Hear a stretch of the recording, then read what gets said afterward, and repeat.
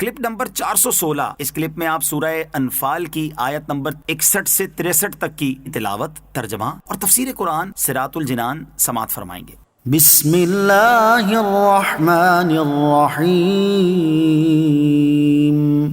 ترجمہ: اللہ کے نام سے شروع جو نہایت مہربان رحمت والا ہے۔ وَإِن جَنَحُوا لِلسَّلْمِ فَاجْنَحْ لَهَا وَتَوَكَّلْ عَلَى اللَّهِ إِنَّهُ هُوَ السَّمِيعُ الْعَلِيمُ۔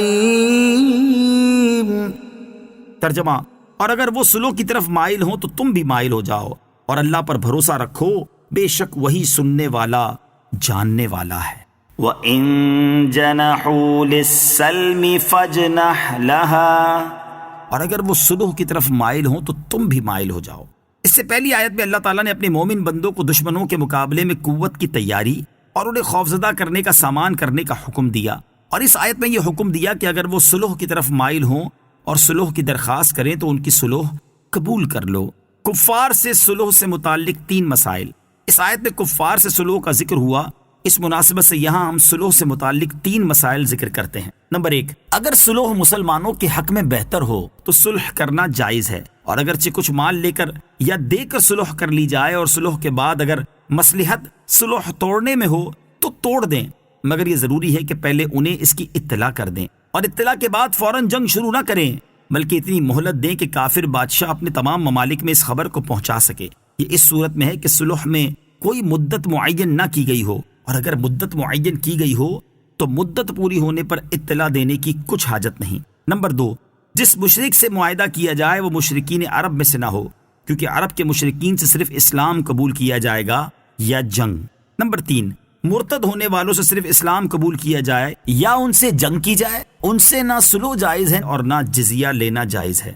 وَإِن يُرِيدُوا أَن يَخْدَعُوكَ فَإِنَّ حَسْبَكَ اللَّهُ هُوَ الَّذِي أَيَّدَكَ بِنَصْرِهِ وَبِالْمُؤْمِنِينَ۔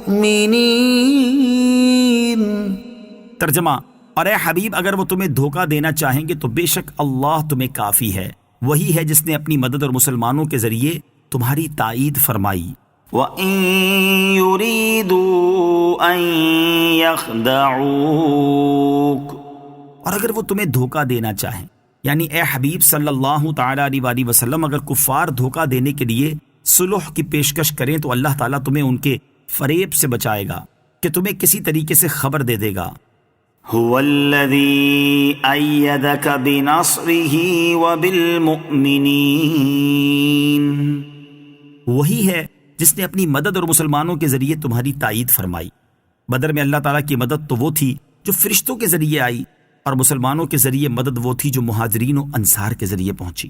مدد الہی کی صورتیں، اس سے معلوم ہوا کہ اللہ تعالیٰ کی مدد فرشتوں کے ذریعے بھی ہوتی ہے اور نیک بندوں کے ذریعے بھی، نیز ظاہری اسباب کے ساتھ بھی ہوتی ہے اور ظاہری اسباب سے ہٹ کر بھی۔ وَأَلَّفَ بَيْنَ قُلُوبِهِمْ لَوْ أَنفَقْتَ مَا فِي الْأَرْضِ جَمِيعًا مَا أَلَّفْتَ بَيْنَ قُلُوبِهِمْ وَلَكِنَّ اللَّهَ أَلَّفَ بَيْنَهُمْ انہ عزیز حکیم۔ ترجمہ: اور اس نے مسلمانوں کے دلوں میں الفت پیدا کر دی، اگر تم زمین میں جو کچھ ہے سب خرچ کر دیتے تب بھی ان کے دلوں میں الفت پیدا نہ کر سکتے تھے، لیکن اللہ نے ان کے دلوں کو ملا دیا، بے شک وہ غالب حکمت والا ہے۔ وَأَلَّفَ بَيْنَ قُلُوبِهِمْ، اور اس نے ان کے دلوں میں الفت پیدا کر دی۔ انصار کے 2 قبیلے اوس و خزرج کے درمیان شروع ہونے والی عداوت برسوں سے چلی آ رہی تھی، اور ان کی باہمی عداوت اس حد تک پہنچ گئی تھی کہ انہیں ملا دینے کے لیے تمام سامان بیکار ہو چکے تھے اور کوئی صورت باقی نہ رہی تھی۔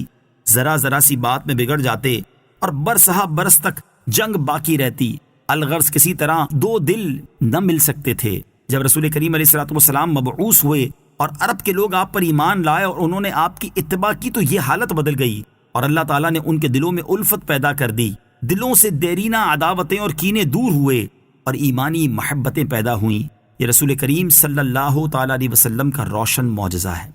مسلمانوں کی اجتماعیت کا سب سے بڑا ذریعہ۔